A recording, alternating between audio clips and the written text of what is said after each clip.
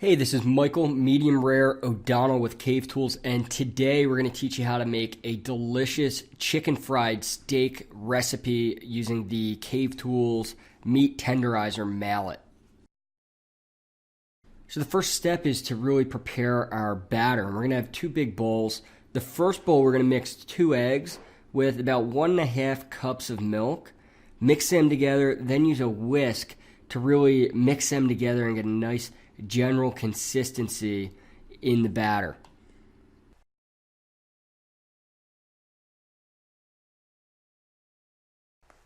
The next step is to create the breading. So we're going to start out with about 1.5, 2 cups of flour, depending on how much you're making.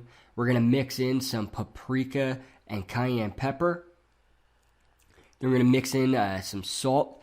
We like to use some sea salt, but you could also use kosher salt. And finally, we're also going to mix in a little bit of minced garlic. Now, once you have all of your ingredients, you're going to mix them together with that whisk, just like you did with the milk and eggs, until you have a nice general consistency in the bowl. Okay, now that we have our batter ready and our breading, it's time to bread each of the steaks.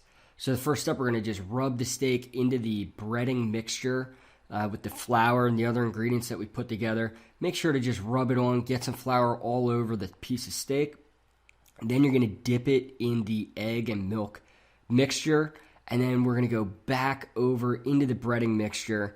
And what this is going to do, it's really going to seal it on there.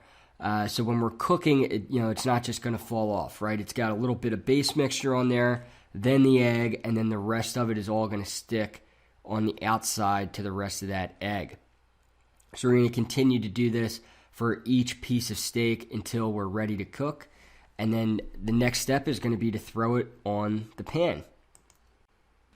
So now what we've done, we've heated up a skillet with about 1/2 cup of canola oil in it. We heated it up at about medium heat.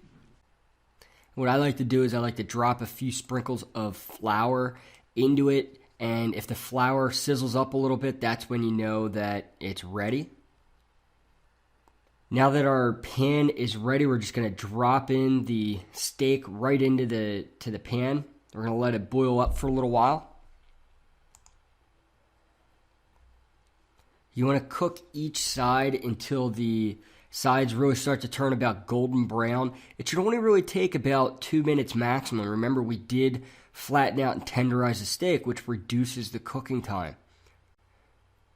So you continue cooking a couple minutes on each side until all of your steaks are done, and then you'll put them on a plate to the side and let them rest. Because in the meantime, you're going to create the gravy.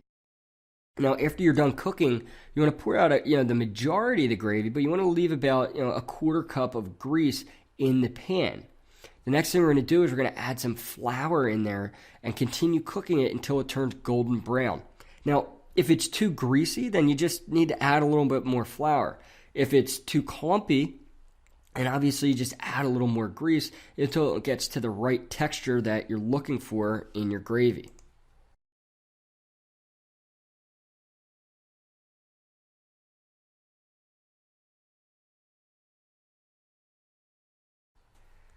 Now, after the gravy was cooking for a little while, we added about 1 3/4 cups of milk and 1/4 cup of whipping cream, a little bit of salt, and a little bit of freshly ground black pepper to really kind of thicken it up and give it that extra flavor that we're looking for in our chicken fried steak gravy.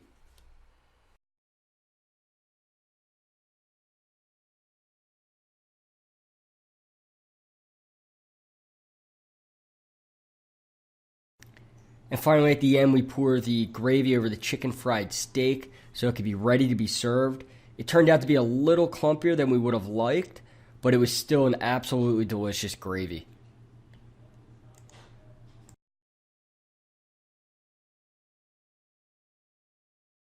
Hey, we hope you enjoyed the video. If you're interested in getting even more barbecue and grilling recipes and tip and tutorial type of videos, then you're in luck, because we've put all of our videos together for you over at cavetoolsvideos.com, where you can access everything we've put together absolutely for free.